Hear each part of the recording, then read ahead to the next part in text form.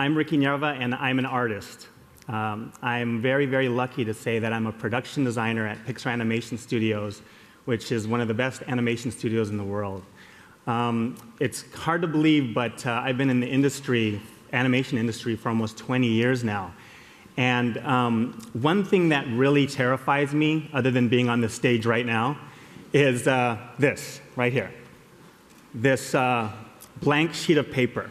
This is very, very intimidating to an artist, I think. Its emptiness could be very intimidating. There's so many opportunities, so many possibilities of what could be on this thing. You know, I have a quick story about a theater and a director at a theater, where the director came to work during rehearsals. The director opened the door to the theater and noticed on the stage that the dancers were basically doing nothing. Some dancers were stretching, some dancers were, you know, reading the book or something, but they were basically doing nothing. And the director, bewildered, walked down to the front of the stage, and he noticed the choreographer had his head in his hands. And he looks at the choreographer and angrily says, "What's going on here?" And the choreographer looks at the director and goes, "Nothing's happening. Nothing, it's nothing, you know, it's just not working, nothing." And the director looks at the choreographer and says, "Well, do something so I can change it." So being a production designer is a very intimidating thing. A production designer is basically in charge of the overall look of the film. And that's very scary, because at Pixar, a colleague has said to me, his name is Jason Deemer, he's an art director at Pixar, has said, "Pain is temporary, suck is forever." So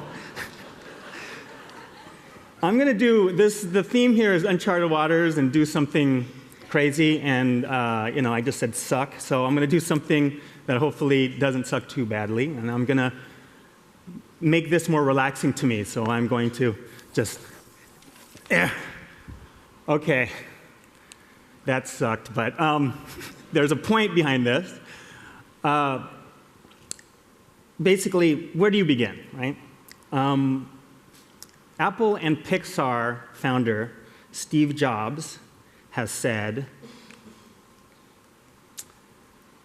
let's see here.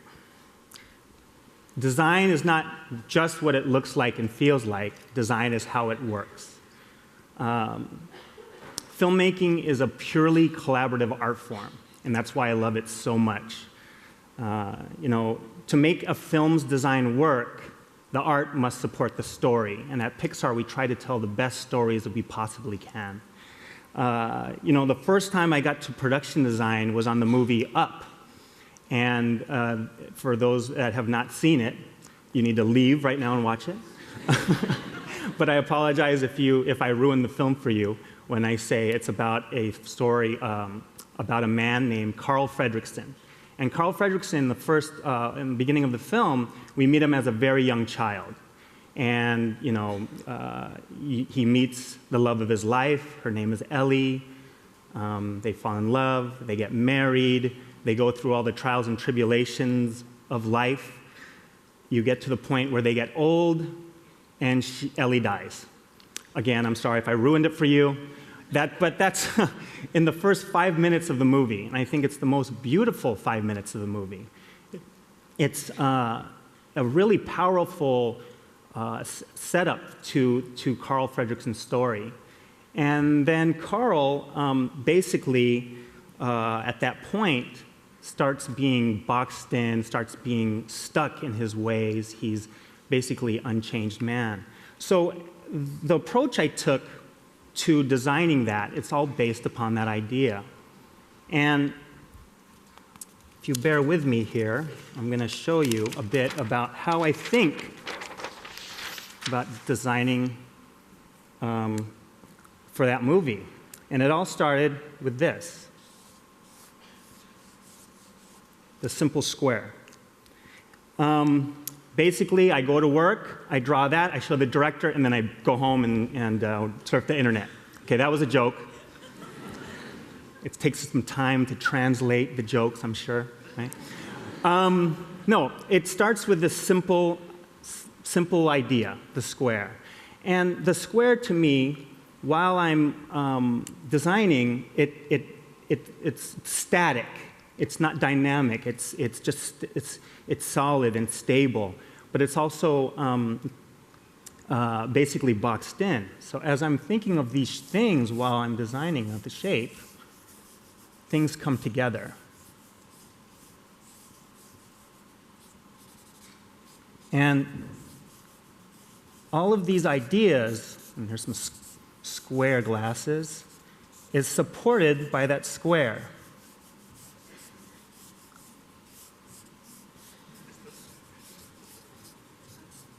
He's got square ears. And this is basically Carl Fredrickson. You can see, hold your applause, I'm not done yet. He's got a square body. Uncharted waters. I don't normally draw in front of people like this. So you're getting first-time stuff going on here. He's got square hands. A lot of squares to support that simple idea.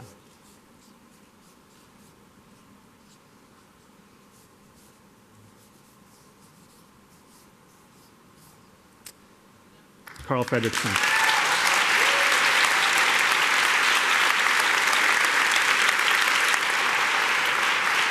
So, another character that takes Carl through his journey and actually tries to change him and make him a more well-rounded character is a character named Russell. And what simpler shape that contrasts that square, but a circle. So, get here. So, the circle symbolizes positivity, moving forward. It's a very dynamic thing.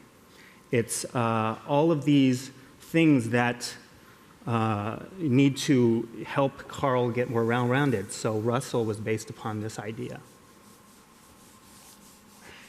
It's kind of like a balloon shape. And Russell is this wilderness explorer, and a very positive kid. And he's got all these circular motifs all around his body.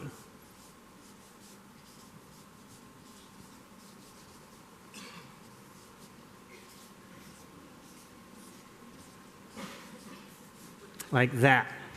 And he has, well, I'm not done yet. I wanted to show you all the details around his body, which are very circular. And we think about all these things. You know, he's got this sash, and part of the story is that he's collecting all of these badges as a wilderness explorer. And it's all these circular things, and each badge has a story. But right here is this empty one. He's trying to get the assisting the elderly badge. And by design, it's over his heart. And one of these things is that they would work with each other. You have the square and the circle. But for Carl, there's also a story point of this circular symbol right over his heart. And that's the Ellie badge. So you need to watch the movie in order to understand what's going on there.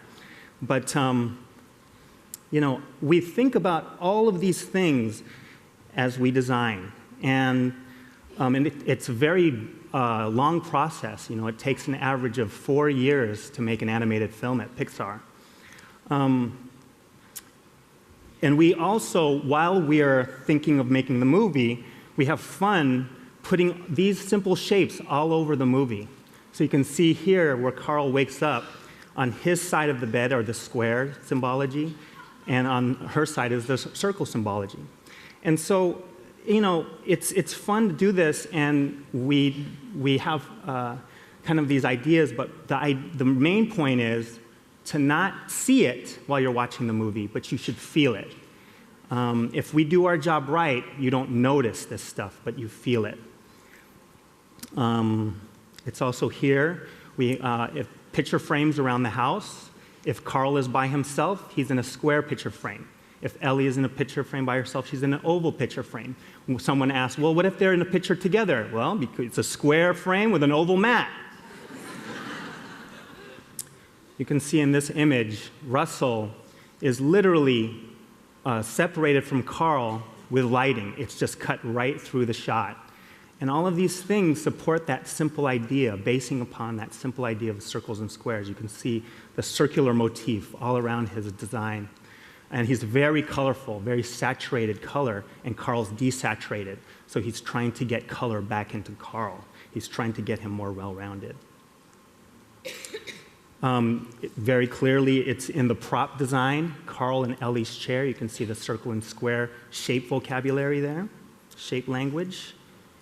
And at the end of the film, after Carl has gone through his adventure, you can see that he's a more softened character. He's more well-rounded.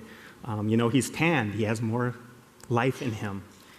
And, the idea of this is this process of making things simple. But we all know that simple is not necessarily simpler. Pablo Picasso, the famous artist, has said, "It has taken me 4 years to paint like Raphael, but a lifetime to paint like a child." Kids have an amazing directness to the way they draw and express themselves. This is a beautiful drawing by my daughter, Olivia, who's actually in the audience right now.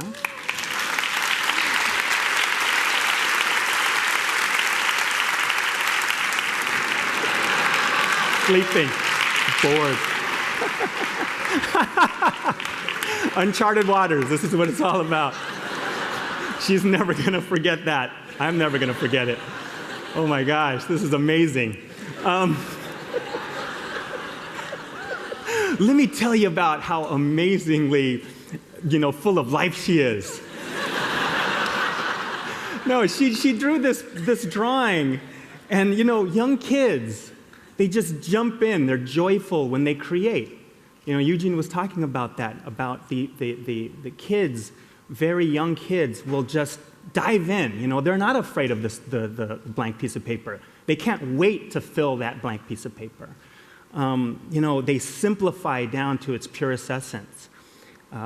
Pure drawing comes from the soul. It comes from deep inside of you, and that's how you can communicate.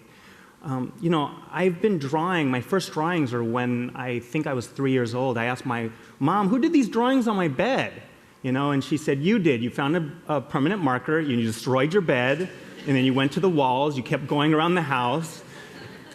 And my mom, instead of getting angry, she brought home paper for me to draw on the paper instead of her walls. So I'm very, very thankful and appreciate that she's an enabler and she supports my addiction. And, okay, that was a joke.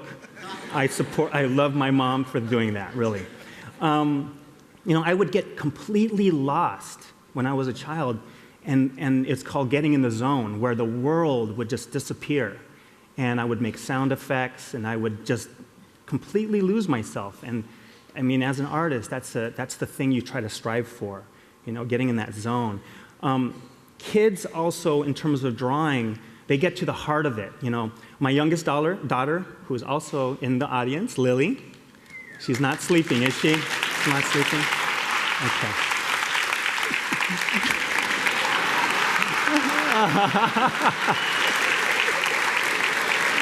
She's gonna kill me.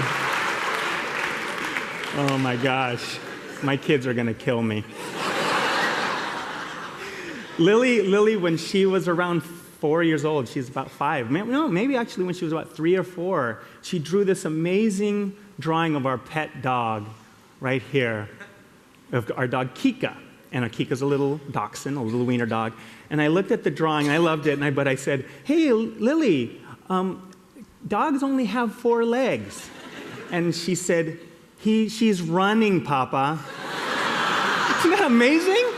That is so amazing to me.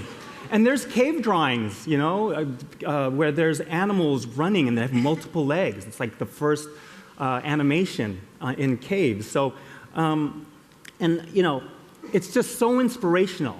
I look at kids' drawings and that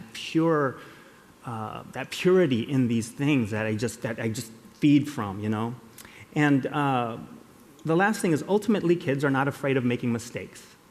You know, my goal is to continue to draw, so someday I will be able to draw like a child. So, my last point is, let's come back to this. I would say, if anything you get out of this talk, is don't be intimidated by the blank sheet. Start with something. Start with a scribble. Start with something. Fail early, fail often. That's a saying that we have at the studio. But, you need to be brave and take risks. I'm going to create something out of this here. Let's see.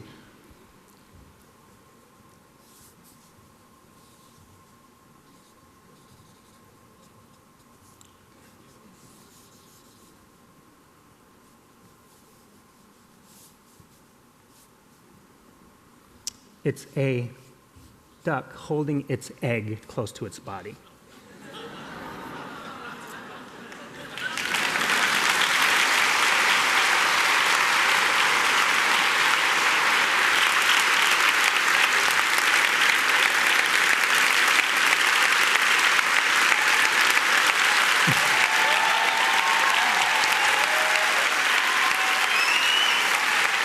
Well, thank you. Efaristo and mabuhay.